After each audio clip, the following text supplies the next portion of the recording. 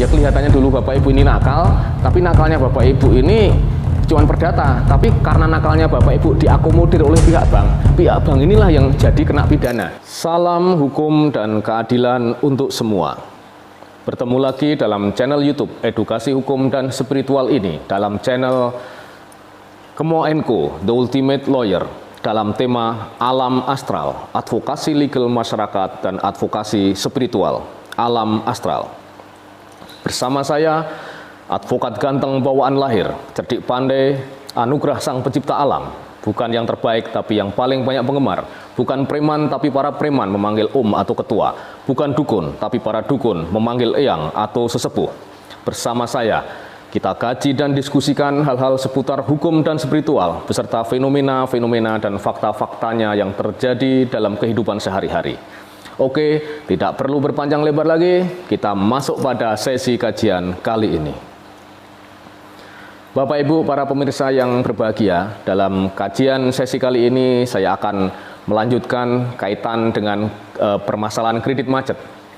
Pada sesi-sesi sebelumnya, saya telah membahas banyak cara, kiat, trik untuk menghadapi penagih, menghadapi kreditur. Nah, di sesi kali ini saya akan melanjutkan mengenai cara meningkatkan bargainingnya Bapak Ibu. Walaupun Bapak Ibu ini kondisinya macet, nggak bisa bayar utang, tapi bagaimana meningkatkan bargaining di hadapan kreditur, di hadapan perbankan atau lembaga keuangan lainnya. Ini sangat penting Bapak Ibu perhatikan dari awal sampai akhir Bapak Ibu sekalian. Dalam hal ini Bapak Ibu, perbankan sering melakukan tindakan-tindakan yang memang kelihatannya sesuai prosedur pada saat Bapak Ibu masuk ke kondisi macet, pengen eksekusi dan lain sebagainya, ngancam eksekusi, ngancam nagih dan lain sebagainya. Nah, hal-hal itu sudah saya bahas di kajian sebelumnya. Nah, di kali ini bagaimana cara Bapak Ibu meningkatkan bargaining, yaitu mencari kelemahan pihak perbankan atau kreditur ini. Nah, Bapak Ibu sekalian, pihak perbankan itu secara hukum itu wajib menerapkan prinsip kehati-hatian perbankan dalam menyalurkan kredit. Itu diatur di pasal 8 dan pasal 29 Undang-Undang Nomor 10 Tahun 98 tentang perbankan. Yang intinya dalam menyalurkan kredit ke masyarakat, pihak perbankan itu wajib menerapkan prinsip kehati-hatian dan memastikan betul kemampuan debitur itu untuk bisa mengembalikan utang. Karena apa? Karena utang yang Bapak Ibu terima, yang saat ini Bapak Ibu macet ini sebenarnya bukan duitnya bank, itu duitnya masyarakat yang pada nabung. Nah, kalau Bapak Ibu macet, itu urusannya Bapak Ibu uang prestasi atau keperdataan. Tapi kalau sampai Bapak Ibu macet dan pihak bank ini ada celah kelemahan, ini bukan perdata Bu dan Bapak sekalian.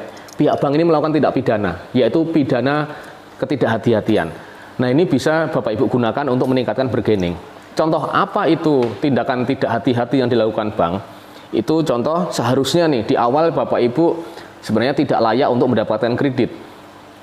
Tapi karena pihak bank ini atau marketingnya ini butuh kejar target, manajemen juga butuh kejar target, akhirnya apa? Dia sangat melonggarkan prinsip kehati-hatian sehingga yang harusnya Bapak Ibu nggak layak dibikin layak.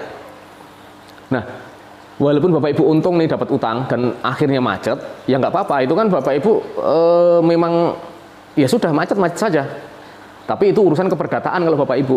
Tapi pihak bank ini yang telah melakukan manipulasi kemampuan bayar Bapak Ibu, kemampuan bisnis Bapak Ibu, kemampuan keuangan Bapak Ibu, ini adalah tindakan pidana. Dan ancamannya adalah 3 tahun penjara maksimal 8 tahun. Itu untuk direksi, komisaris, dan pegawai bank. Itu diatur di pasal 49 ayat 2B Undang-Undang Nomor 10 Tahun 98 tentang perbankan.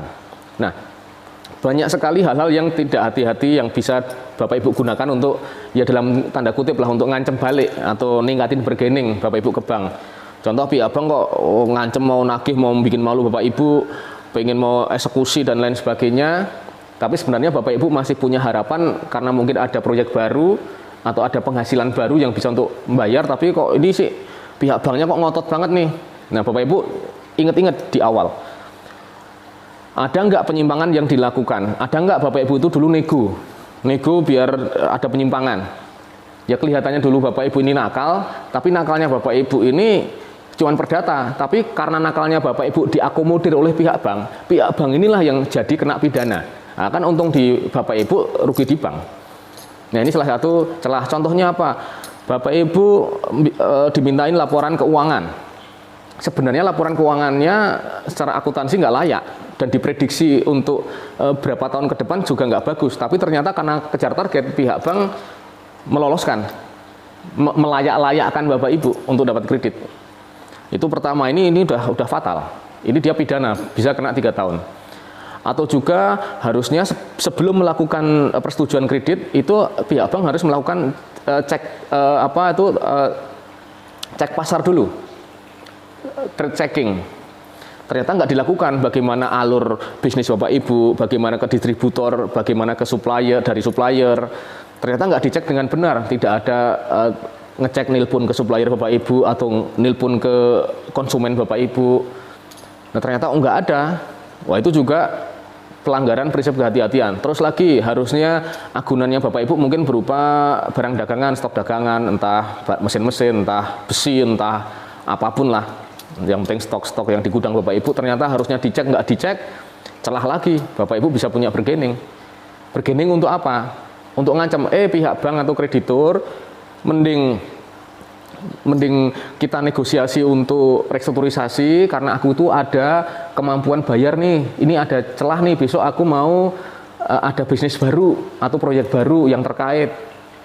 Nah pihak bank kan biasanya ngotot, enggak pokoknya gue lelang. Nah Bapak Ibu bisa ngancam balik, oh kalau kamu ngelelang, ingat kamu pihak bank, tuh lu nggak hati-hati dulu di awal, orang gue nggak layak kok dulu, tapi lu layak-layain. Gue kan nggak bohong, gue ngasih apa adanya, tapi lu layak-layain. Kalau gue kan urusan sebagai debitur, urusan perdata, tapi lu sebagai perbankan, sebagai kreditur, lu udah kena pidana karena lu nggak hati-hati menyerahkan kredit. Mending mana? Kamu perbankan lanjut eksekusi agunan gue, dan nanti tetap aku bisa laporkan kamu ke kepolisian. Prinsip ketidakhati-hatian perbankan. Karena itu minimum 3 tahun, maksimal 8 tahun Bapak Ibu. Berdasarkan pasal 49 ayat 2B tadi, Undang-Undang Nomor 10 tahun 98. Nah ini untuk bargaining. Paling tidak Bapak Ibu sekalian, bargaining ini kan untuk menunda lelang sehingga apa? Kalau Bapak Ibu punya bangunan, punya pabrik atau mesin-mesin nggak dilelang dulu sehingga Bapak Ibu masih bisa berproduksi, masih bisa cari untung lagi, bayar karyawan, sebagian bayar utang. Nah, mungkin ada kreditur atau pihak bank yang nggak suka nih dengan saya menyampaikan materi ini, itu silahkan. Kalau nggak suka itu hak setiap orang. Tapi kewajiban saya, khususnya sebagai penegak hukum, sebagai advokat, itu adalah mensosialisasikan undang-undang. Itu tugas saya. Itu kewajiban saya. Karena apa? Undang-undang itu kalau udah diundangkan, dicatat di lembaran negara, setiap orang wajib tahu.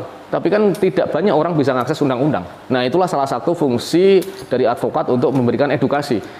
Ya kalaupun ternyata jadinya seolah-olah kok menguntungkan pihak kredit macet, debitur yang macet, terus merugikan kreditur, ya ini urusan lain.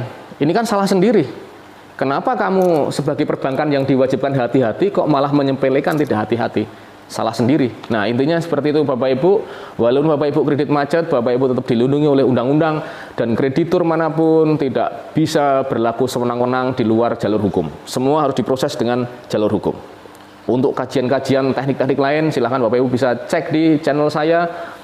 Sudah lumayan banyak kiat-kiat teknik-teknik terkait penanganan kredit macet dari sisi debitur Bapak Ibu sekalian. Demikian, tiada gading yang tak retak, tiada udang yang tak bungkuk, dan tiada pisang yang tak bengkok. Mohon maaf atas segala kata dan ucap. Sampai bertemu pada sesi berikutnya. Salam astral.